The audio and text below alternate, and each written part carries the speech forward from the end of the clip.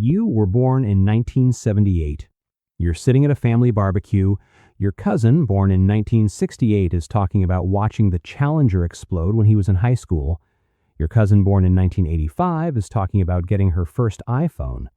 And you're sitting there with a plate of potato salad thinking, I don't belong to either of these conversations. You remember the Challenger. You were in elementary school. You didn't understand what happened, but you remember the teacher crying. And you had a cell phone before your younger cousin, sure, but your first one was a Nokia brick you kept in your glove box for emergencies and never turned on because minutes cost real money. You're caught in the middle, and you've been caught in the middle your whole life. I'm Frank, and if you were born between 1977 and 1980, this one's about you, because the world has a name for what you are. They call you a Xennial, and you probably hate that.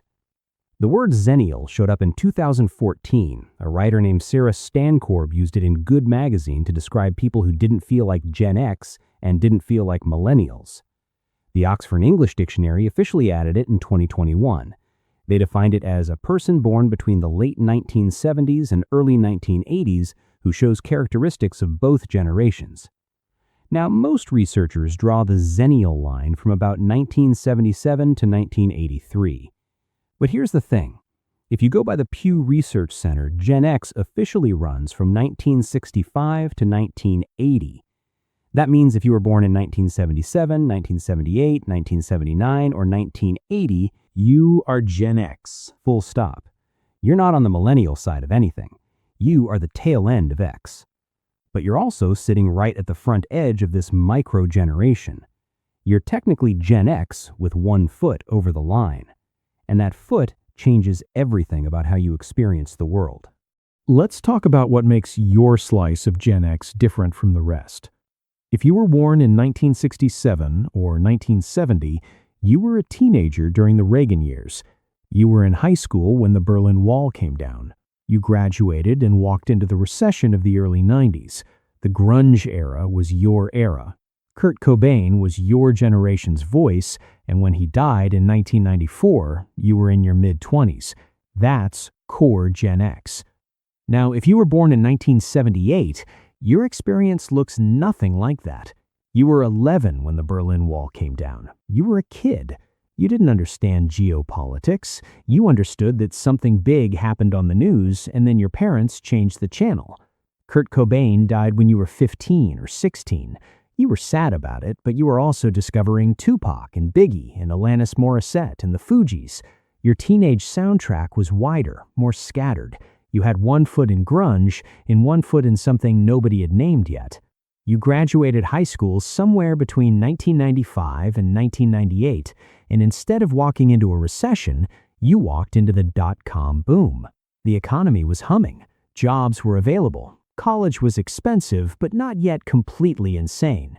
You were told you could do anything, and for a brief window, that actually felt true. That difference in timing matters more than people think. A lot of core Gen Xers describe themselves as cynical, skeptical, burned. They grew up watching their parents' marriages fall apart and came of age during economic downturns and cultural disillusionment. They trusted nothing and expected less.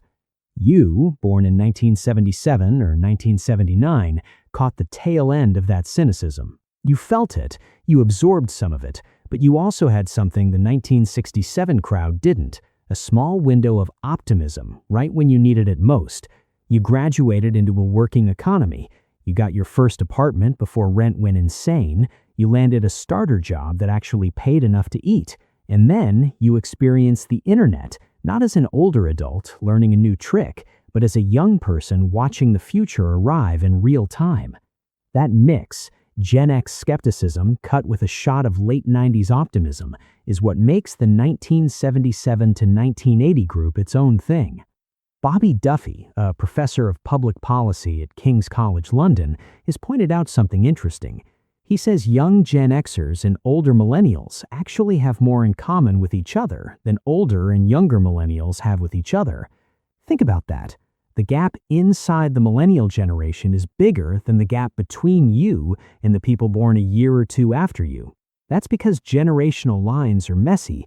They're drawn by researchers using round numbers and major events, but real life doesn't snap to a grid. You're living proof of that. Now let's talk about the thing that really sets your group apart: technology. If you were born in 1977, you played Oregon Trail on an Apple II in elementary school. The screen was green and black. You died of dysentery more times than you can count. You did book reports using encyclopedias and a card catalog. You wrote papers by hand or on a typewriter. There was no Google. There was no internet in your house. Your childhood was completely analog. But here's where it splits.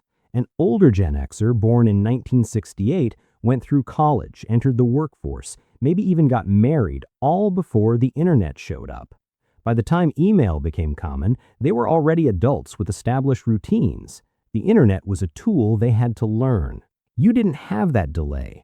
You were in high school or just entering college when the internet started creeping into everyday life. You remember the sound of dial-up. You remember making your first email address on Hotmail or Yahoo. You were on AIM in your dorm room waiting to hear that door opening sound that meant your crush just signed on. You wrote your first college papers using early search engines and the Dewey Decimal System in the same semester. You're not a digital native, but you're not really a digital immigrant either. You're the person who was standing at the border when it opened, young enough to walk right through.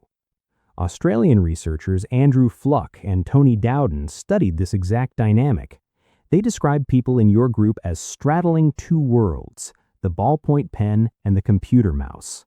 You are the last group of people who know how to function without a screen, and the first group that's fully comfortable with one. That combination is rare. The generation before you struggles with technology. The generation after you struggles without it. You can do both. And this didn't just change how you work, it changed how you formed relationships. Dan Woodman, a sociologist at the University of Melbourne, made this point. If you were born in the late 70s, you dated before social media existed. You called someone on a landline. You hoped their parent didn't pick up. You met people face to face because there was no other way to meet them. You didn't swipe right. You didn't stalk someone's Instagram before a first date. You showed up and figured it out in real time. That changes a person. It means you built social skills the old-fashioned way, through awkwardness, rejection, and actual conversation. And then, just a few years later, you adapted to texting, to online dating, to social media. You can operate in both worlds. A lot of people born just 5 years after you never had to learn the first one. Now, here's the identity question that probably bugs you the most. What do you call yourself? Because the world keeps trying to label you, and none of the labels fit. If you were born in 1979, some charts put you in Gen X, others put you in the Millennial column. Depending on which source you read, you might be either one. Sarah Stankorb herself was born in 1980, and she created the word Xennial specifically because she didn't feel like she belonged to either group.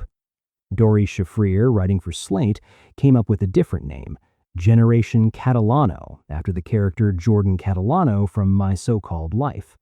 She drew the line from 1977 to 1981. Anna Garvey called you the Oregon Trail generation. The Guardian said Xennials were born between the release years of the original 3 Star Wars films, 1977 to 1983. Everyone agrees you exist. Nobody agrees on what to call you. And most of you born between 1977 and 1980 don't call yourselves Xennials anyway. You call yourselves Gen X, because that's what you are by every major definition. Pew says so. The census data says so. Your childhood says so. You grew up on Saturday morning cartoons and VHS tapes and riding your bike until the streetlights came on. That's Gen X. You know it in your bones. But you also know you're not the same as someone born in 1966. You know your experience is different. You just don't think you need a special word for it. And honestly, a lot of you find the whole label conversation annoying. That's probably the most Gen X thing about you. Here's something else. September 11th, 2001. If you were born in 1978, you were 23 years old that day. You were probably a year or two into your first real job, maybe still in grad school. You were young enough that the world still felt open and full of possibility, and then in one morning, it didn't. Older Gen Xers were in their 30s, already established. They had mortgages and careers. For them, 9/11 was a disruption. For you, it was a defining event at the exact moment you were building your adult identity. You share that with Millennials. It's one of the reasons Duffy's research shows you overlap. And then the 2008 financial crisis came along. Core Gen Xers, the ones born in the late 60s, got hit hard. They had houses, investments, careers, and watched all of it lose value. Millennials, who were just entering the job market, got hit from the other side. No jobs, no entry point, massive debt. You, born in 1978 or 1979, landed somewhere in between. You'd been working for about a decade. You had some stability, but hadn't built up a fortune. You weren't wiped out like your older siblings, and you weren't locked out like your younger ones. You took a hit, adjusted, and kept moving. Quietly, which is also very Gen X of you. So what does all of this actually mean? It means you're a specific kind of person. You carry Gen X's independence and self-reliance, but you're not as hard-edged about it. You have a little more flexibility, a little more willingness to collaborate. You're skeptical, but not hopeless. You've seen enough go wrong to know better, but you've also seen enough go right to keep trying. You're the person at work who can talk to the 55-year-old manager and the 25-year-old new hire and make both of them feel heard, because you understand where both of them are coming from. You grew up in one world and built your adult life in another, and that made you adaptable in ways that don't get enough credit. Researchers at Eindhoven University of Technology have found that people born on the cusp of a generation often don't share all the characteristics typically assigned to either group. They call it generational fuzziness. You live in that fuzziness every day, and instead of being confused by it, you've made it work for you. You don't need a label. You never have. You're the youngest members of the most overlooked generation in modern history, and even within that generation, you get overlooked because you don't fit the stereotype. You're not the brooding, flannel-wearing, Nirvana-blasting Gen Xer from the movies. But you're not a millennial either. You're the bridge. And bridges don't get named. They just hold everything together. If you were born between 1977 and 1980, you already know everything I just said. You've been living it for almost 50 years. You don't need a quiz to tell you which generation you belong to. You don't need the Oxford English Dictionary to validate your experience. And you definitely don't need another think piece about micro-generations. But maybe it's nice to hear someone say it out loud. You're not confused. You're not in between. You're exactly where you're supposed to be, right at the edge, seeing both sides clearly. And that's always been your advantage. Did you like this video? Let me know by smashing the like and subscribe button below, and check out the video on the screen next. See you there.